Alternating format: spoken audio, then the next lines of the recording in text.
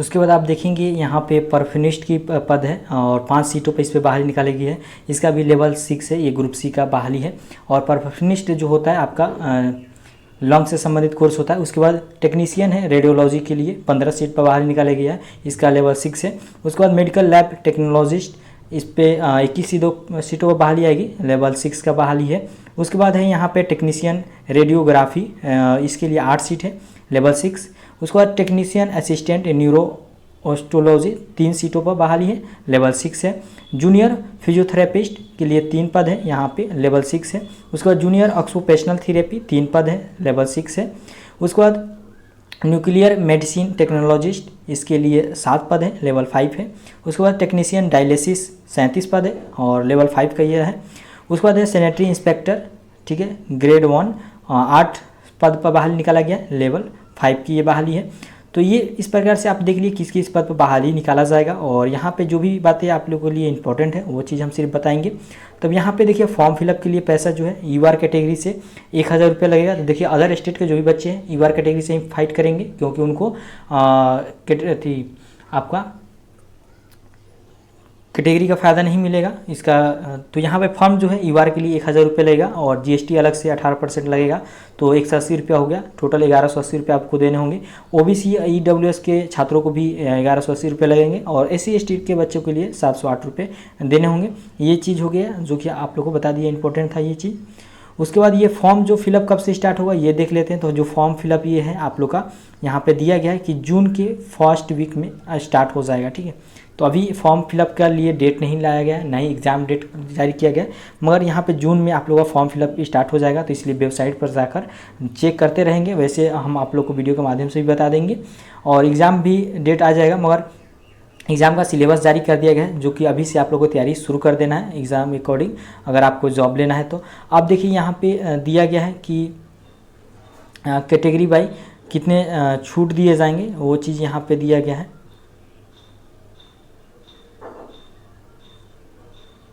Age category, तो as में देखेंगे एज आपका क्या होने वाला है। तो एज में यहाँ पे दिया गया है कि आपका जो एज का काउंटिंग हुआ 1 जनवरी से स्टार्ट किया जाएगा 31 दिसंबर के बीच। यहाँ पे तो मिनिमम आपका 18 वर्ष होना चाहिए और अधिकतम जो है 40 वर्ष होना चाहिए। ये बात को ध्यान में रखना है।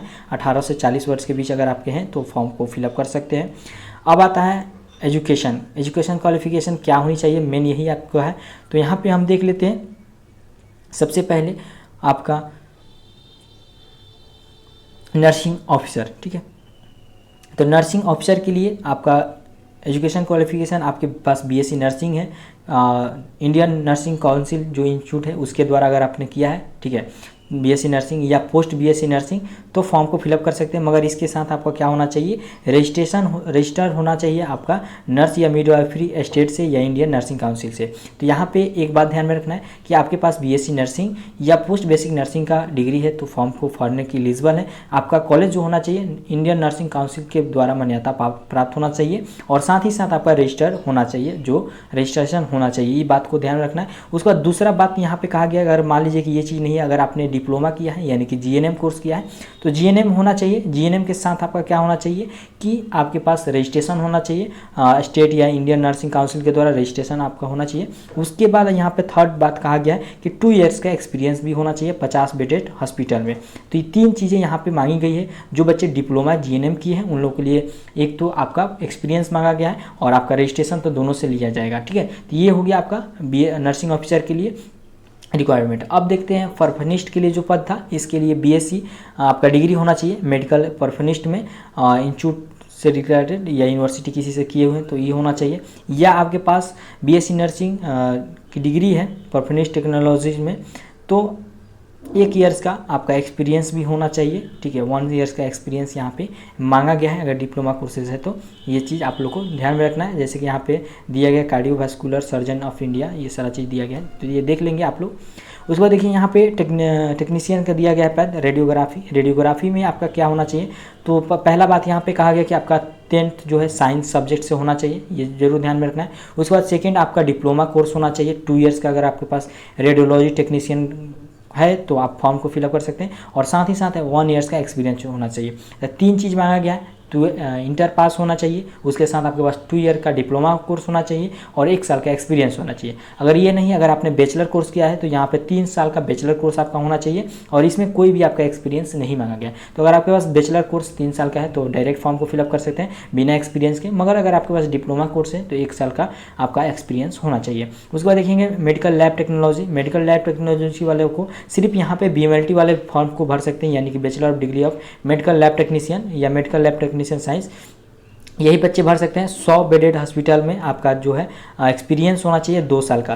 तो यहाँ पे बैचलर वाले बच्चे ही फॉर्म को फिलअप करेंगे 2 साल के एक्सपीरियंस के साथ, 100 बेडेड मिनिमम 100 बेड का होना चाहिए।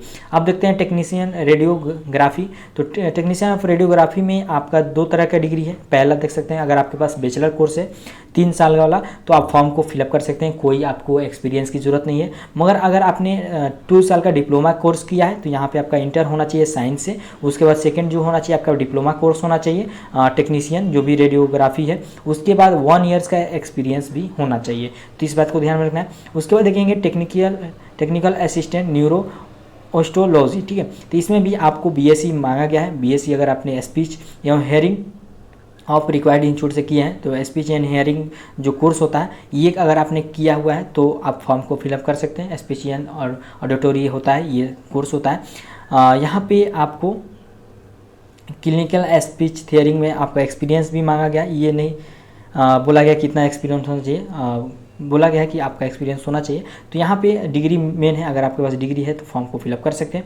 उसके बाद यहाँ पे फिजियोथेरेपिस्ट के लिए दिया गया है कि आपके पास इंटर साइंस से होना चाहिए, ठीक है। उसके बाद मास्टर डिग्री इन फिजियोथेरेपी होना चाहिए, ठीक है। तो यहाँ पे ये बात कहा दिया गया मास्टर वाले बच्चे फॉर्म को फिलअप करेंगे, जबकि मास्टर डिग्री यहाँ पे फिजियोथेरेपी कहा गया है।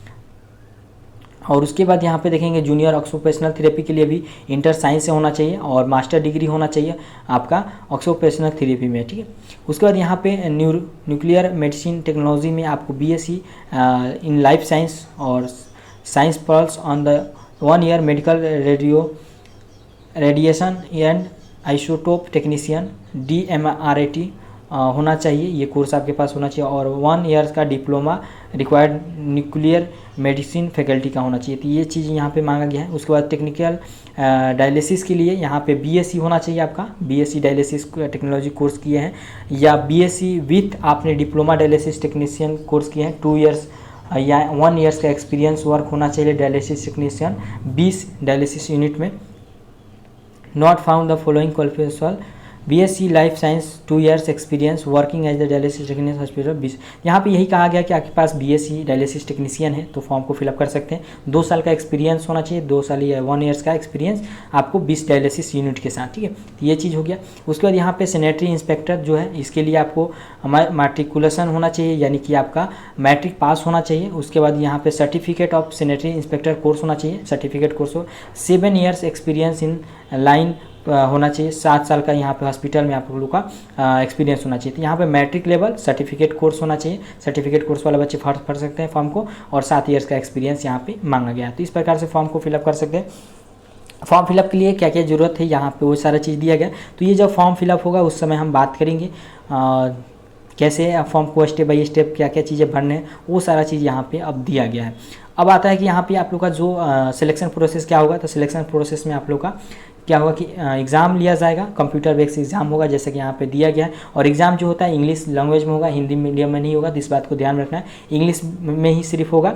और यहाँ पे कंप्यूटर जो बेस्ड आपका एग्जाम होगा, इसमें देखिए क्या सिलेबस होने वाला, 2 घंटा का एग्जाम होगा, 100 मार्क्स का क्वेश्चन होगा, 100 क्वेश्चन दिए जाएंगे 100 मार्क्स के। और इसमें देखिए सबसे जो वेटेज है 60 मार्क्स, जो कि आपका रिलेटेड जो पोस्ट है उससे, जैसे कि अगर आपने नर्सिंग ऑफिसर के लिए फॉर्म भर रहे हैं तो आपको नर्सिंग ऑफिसर से संबंधित आपके सवाल 60 पूछे जाएंगे, या अगर आपने लैब टेक्नीशियन के लिए भर रहे हैं या एक्सरे अपने रेडियोग्राफर के लिए भर रहे हैं या फिजियोथेरेपी के लिए भर रहे हैं, तो जिस भी पोस्ट के लिए आप भरेंगे उस के रिलेटेड जो है उससे 60 सवाल पूछे जाएंगे। इसके बाद आपको नॉन टेक्निकल जो है उसमें आपको 10 नंबर का जनरल इंग्लिश पूछा जाएगा और 10 नंबर का जनरल नॉलेज पूछा जाएगा। उसके बाद 10 मार्क्स का रीजनिंग रहेगा और 10 नंबर का मैथ रहेगा, ठीक है। तो इस प्रकार से 40 नंबर जो है नॉन टेक्निक से रहेंगे। अब यहाँ पे ध्यान देने वाली बात है कि एक सही सवाल करने पे 1 नंबर आप लोगों को मिलेगा। यहाँ पे 1/3 निगेटिव मार्किंग भी है, तो यानी कहने का मतलब अगर 3 सवाल अगर गलत करते हैं तो आपका 1 नंबर काट भी लिया जाएगा। तो इस बात को ध्यान में रखना है, निगेटिव मार्किंग है, तो इसलिए जो सवाल आपको आता है उसी को आप अटेंड करेंगे, ज़्यादा निगेटिव मार्किंग नहीं करेंगे। और ख़ास बात यहाँ पे ये दिया गया है कि जो इसमें मिनिमम आप लोग को मार्क्स कितना लाना है, तो जनरल कैटेगरी, ईडब्ल्यूएस और ओबीसी के छात्रों को 100 में से 50 नंबर लाना ही है। अगर 50 नंबर से कम है, अगर जनरल, ईडब्ल्यूएस या ओबीसी से आते हैं तो आपका सिलेक्शन नहीं होगा। देख सकते हैं यहाँ पे दे दिएगा 50% मार्क्स लाना है। अगर आप एससी एसटी कैटेगरी से आते हैं तो 45% मार्क्स लाना है, यानी कि 45 आपको मिनिमम लाना है। अधिकतम कितना भी आ जाए वो तो आपके लिए बढ़िया है, मगर मिनिमम इतना लाइएगा तभी आप लोग रेस में रहेंगे, ये चीज़ यहाँ पे दिया गया है। फिर इसके बाद स्किल टेस्ट भी किया जाएगा, जो बच्चे एग्जाम पास करेंगे उसके बाद स्किल टेस्ट होगा, वहाँ पे कुछ स्पेशल यहाँ पे दिया गया। उसके बाद आप लोग का मेरिट लिस्ट तैयार किया जाएगा और मेरिट लिस्ट के बाद आप लोग की बहाली की जाएगी। तो यहाँ पे जो भी बातें दी थी आप लोग हम बता दिया। और एक चीज़ है कि जैसे कि नॉर्मलाइजेशन फार्मूला भी अपनाया जाएगा। तो जो जैसे कि एग्जाम जो होता है 2 से 3 शिफ्टों में होता है, तो 2 से 3 शिफ्ट जब एग्जाम होगा तो वहाँ पे नॉर्मलाइजेशन सिस्टम अपनाया जाएगा। इसके लिए नॉर्मलाइजेशन के लिए किस तरह से गुना भाग किया जाएगा वो चीज़ यहाँ पे दिया गया, किस प्रकार से मार्क्स को दिया जाएगा। तो ये सारा चीज़ यहाँ पे था जो कि हम आप लोग को बताने की कोशिश की है। अगर आप किसी एक पोस्ट के बारे में स्पेशल जानना चाहते हैं तो कमेंट करके हमसे पूछ सकते हैं, उस पोस्ट के बारे में स्पेशल हम वीडियो बनाकर आप लोग को बता देंगे। और जो भी बातें यहाँ पे थी आप लोग हम बता चुके हैं। तो वीडियो हेल्पफुल लगे तो लाइक और शेयर करें, चैनल पर नया है तो चैनल को सब्सक्राइब कर लें। Thank you.